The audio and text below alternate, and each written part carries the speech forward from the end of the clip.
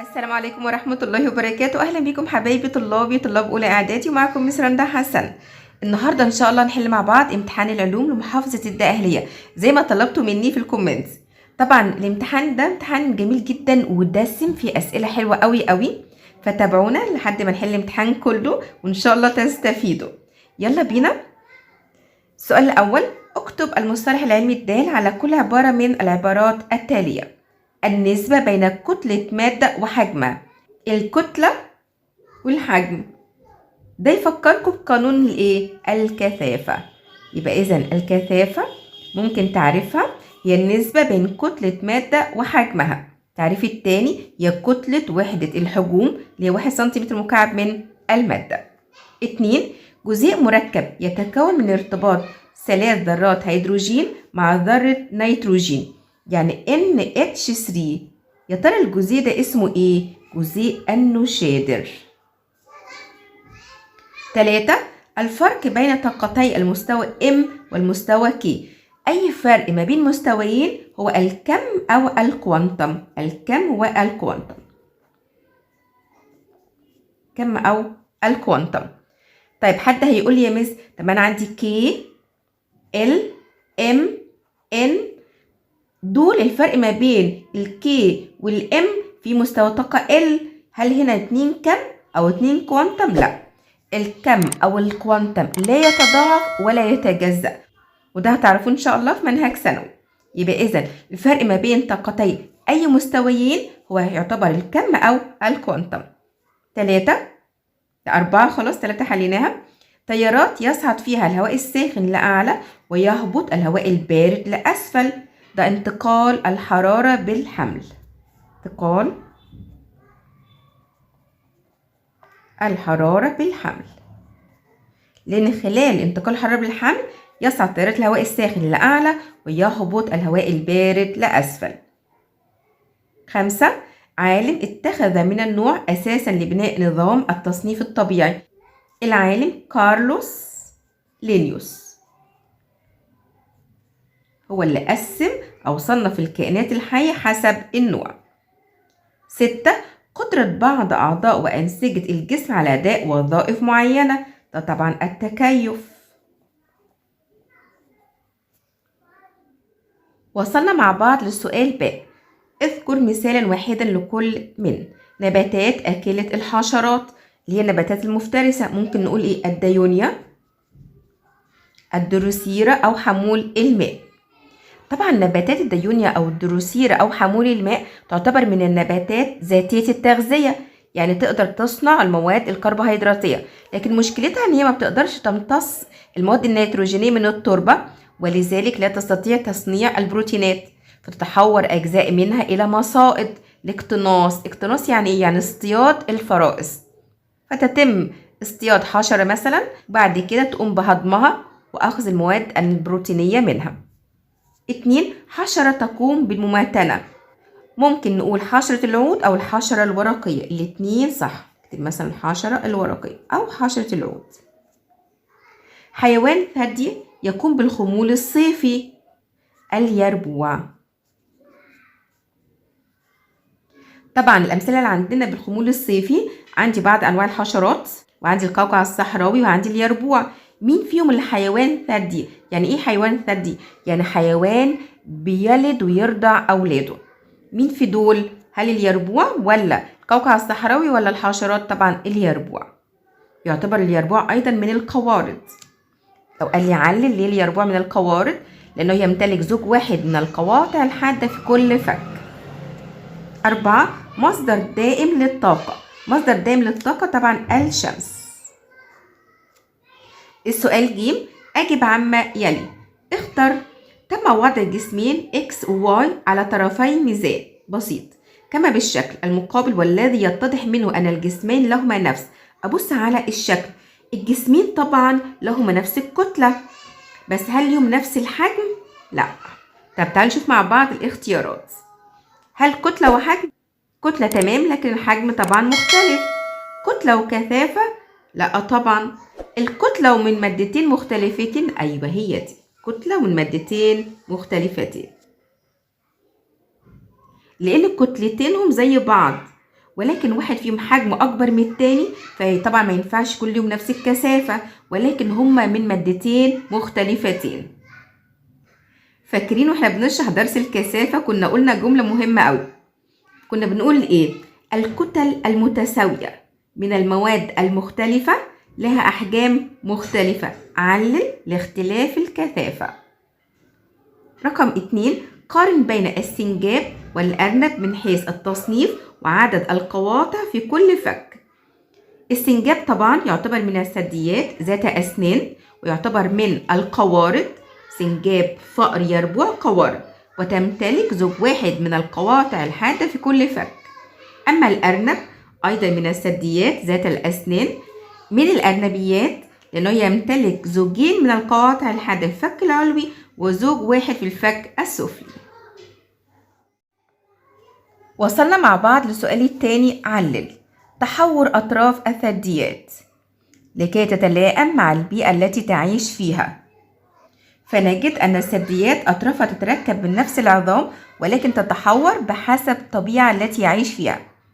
فالخفافيش تحورت الأطراف الأمامية إلى أجنحة لتلائم وظيفة الطيران، والدلافين تحورت الأطراف الأمامية إلى مجاديف لتلائم وظيفة السباحة، والحصان تحورت الأطراف الأمامية إلى أقدام لكي تتناسب مع وظيفة الجري، واستطالت الأطراف الأمامية في القرود لكي يستطيع التسلق والقبض على الأشياء.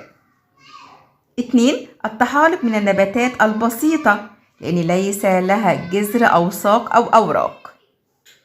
3، يفضل استخدام السخان الشمسي عن السخان الكهربي أو سخان الغاز، لأن السخان الشمسي مصدر طاقة دائم ونظيف وغير ملوث للبيئة. 4، الذرة متعادلة كهربائيا. متعادلة يعني إيه؟ يعني عدد الشحنات الموجبة هتساوي عدد الشحنات السالبة، يبقى أنا هجاوب هو هنا إيه؟ لأن عدد البروتونات الموجبة داخل النواة تساوي عدد الإلكترونات السالبة خارج النواة.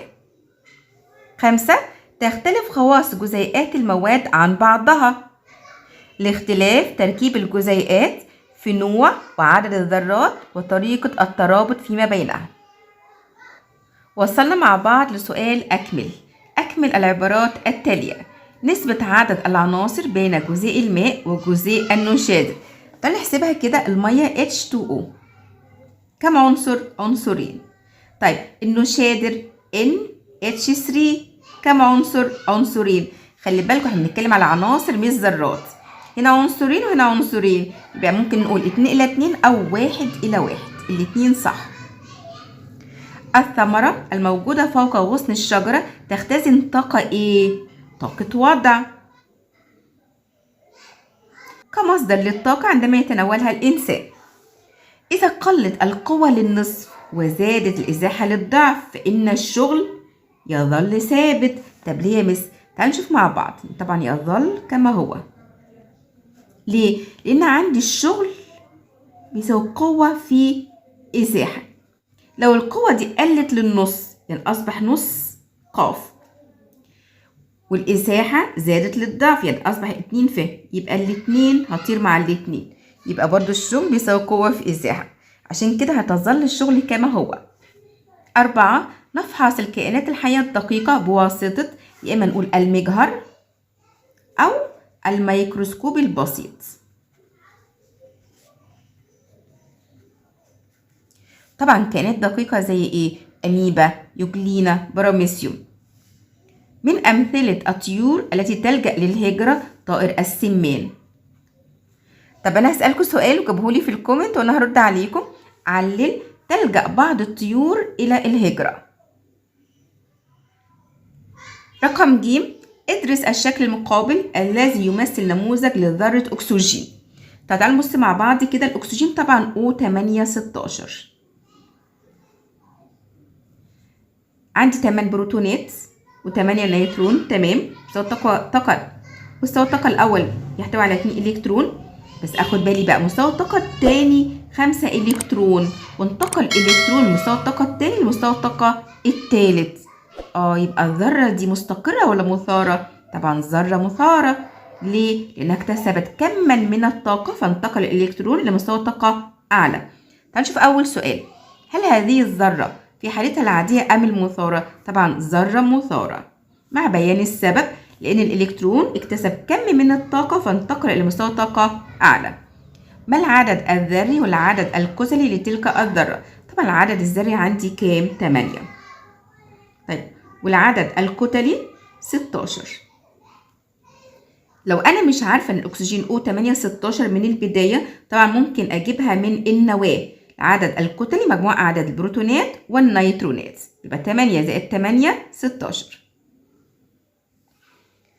السؤال الثالث، اختر الإجابة الصحيحة مما بين القوسين. عند قذف جسم رأسيا لأعلى، جسم بقذفه لأعلى كده، هل هتقل طاقة وضعه تدريجيا؟ طبعا غلط. ليه؟ طاقة الوضع هتزيد لأن الارتفاع هيزيد فطاقة الوضع هتزيد. تقل طاقة حركته تدريجيا؟ طبعا صح. ليه يا مس؟ لأن سرعته هتقل، فبالتالي هتقل طاقة الحركة، لأن طاقة الحركة بتساوي نص الكتلة في مربع السرعة. طب تعالوا نشوف بقية الاختيارات. تزداد طاقته الميكانيكية؟ لا طبعا، لأن الطاقة الميكانيكية ثابتة لا تتغير، ولكن يتم التبادل ما بين طاقتي الوضع والحركة. تزداد سرعته تدريجيا؟ لا طبعا، لما بقذف جسم الأعلى بتقل سرعته تدريجيا. 2. كل مما يلي من التطبيقات التكنولوجية التي تنتج حرارة ما عدا الأفران، السخان، المدفأة، الشمس. واحد هيسألني دلوقتي يقول لي يا مس ما كلهم بينتجوا حرارة. طيب تمام، بس هل كلهم تطبيقات تكنولوجية؟ لا طبعا، تطبيق تكنولوجي الأفران والسخان والمدفأة، إنما الشمس لا، دي حاجة طبيعية. تطبيق تكنولوجي يعني الإنسان هو اللي صنعها، لكن الشمس طبعا دي حاجة طبيعية. 3. درجة الحرارة نقط بزيادة سرعة حركة الجسيمات. لو احنا بنجري او جسم اتحرك بسرعة كبيرة، يا ترى درجة حرارته هتقل ولا تزداد ولا تظل كما هي؟ طبعا هتزداد. لما انت بتبقى بردان وبتجري بتلاقي جسمك سخن لان ارتفعت درجة حرارتك. 4. النسبة بين عدد الأرجل في الحشرات وعدد الأرجل في العنكبوتيات. عدد الأرجل في الحشرات كام؟ 6 أرجل، يعني 3 أزواج، إلى عدد الأرجل في العنكبوتيات كام؟ 8 أرجل، يعني 4 أزواج، يعني النسبة 6 إلى 8، أو لما اختصر على 2 يبقى أقول 3 إلى 4. تعالوا نشوف الاختيارات عندي إيه. 1 إلى 1 لأ طبعا، 2 إلى 1 لأ، 3 إلى 4. دي الإجابة المظبوطة. 5. تتعدد طرق الحركة في الثدييات رغم أن أطرافها تتركب من نفس، لسه قايلينها في السؤال اللي قبل كده، نفس العظام.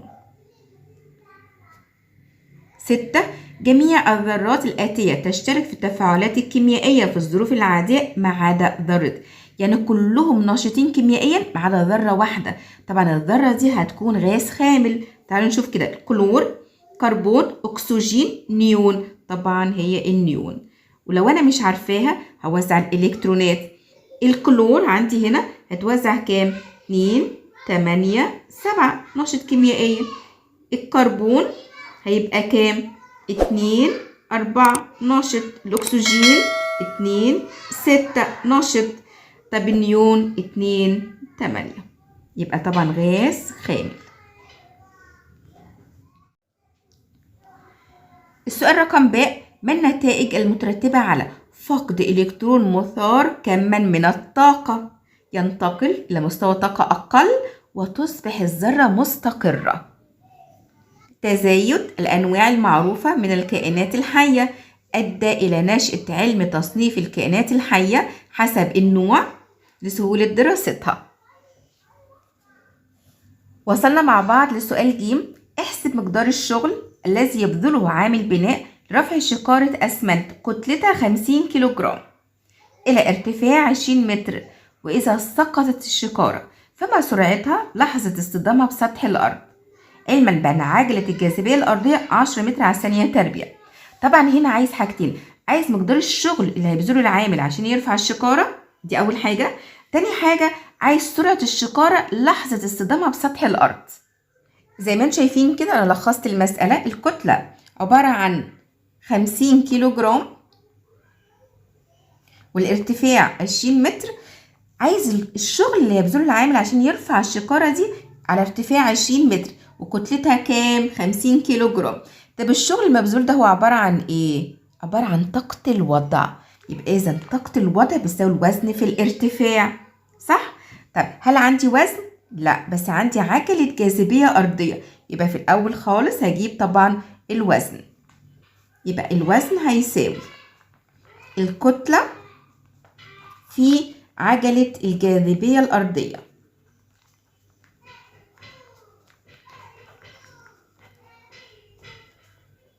هتساوي الكتلة عندي كام؟ 50. عجلة الجاذبية الأرضية كام؟ 10. يبقى تساوي 500 نيوتن. ده طبعا الوزن. تاني خطوة عندي هجيب طاقة الوضع. طاقة الوضع بيساوي الايه؟ الوزن في الارتفاع. هيساوي الوزن في الارتفاع. هتساوي الوزن عندي كام؟ 500 نيوتن. الارتفاع كام؟ 20 متر. هتساوي 10,000 ايه؟ جول.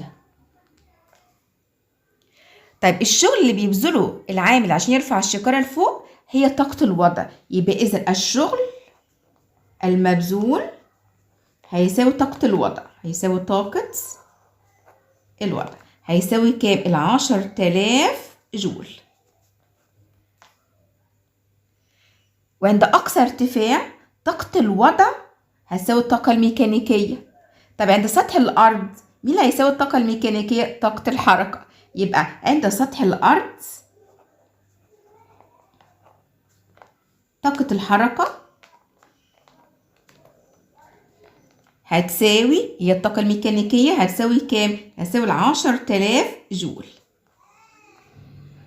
بيقول لي بقى لو الشكارة وقعت عند سطح الأرض سرعتها لحظة اصطدامها بسطح الأرض دي كام؟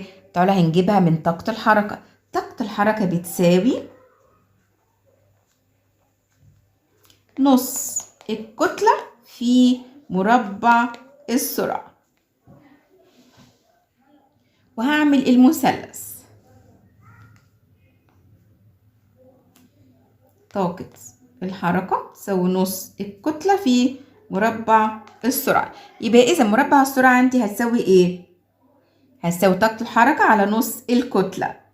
يبقى عين تربيع هتساوي 2 طاقة الحركة على الكتلة. مش انتي يا مس لسه قايله نص الكتلة؟ ما هي لو حطينا نص هنا مقام المقام يبقى بسط. يبقى مربع السرعة هيساوي 2 طاقة الحركة على الكتلة. هنعوض. يبقى إذا عين تربيع هتساوي 2 في طاقة الحركة بكام؟ لسه احنا قايلينها هي نفسها طاقة الوضع عند أعلى ارتفاع اللي هي 10,000 جول. طيب الكتلة كام؟ تساوي 50. يبقى هتساوي 20,000 على 50. طيب الصفر مع الصفر و2000 على 5 هتساوي كام؟ هتساوي 400 متر على الثانية الكل تربيع. ليه يا مس؟ عشان قلت مربع السرعة. طب يبقى إذا السرعة هتساوي الجذر التربيع لل400. يبقى هتساوي كام؟ 20 متر على الثانية. مسألة طبعا هي لو مشيتوها خطوة خطوة هتلاقوها سهلة جدا. يعني ما تعقدوش منها. افهموا المسألة كويس وامشوا خطوة خطوة هتلاقوها ان شاء الله سهلة وبسيطة جدا معاكم. لو ما فهمتوش فيها حاجة سيبولي سؤال في الكومنت وانا هرد عليكم. السؤال الرابع ده علامة صح امام العبارة الصحيحة او علامة خطأ امام العبارة الخطأ. منقار الصقر طويل رفيع لالتقاط الطعام. طبعا غلط لان منقار الصقر ايه؟ حاد قوي معقوف. يمتلك الأرنب 4 أزواج من القواطع. لا طبعا غلط لأنه يمتلك كام زوج؟ 3 أزواج. زوجين في الفك العلوي وزوج واحد في الفك السفلي.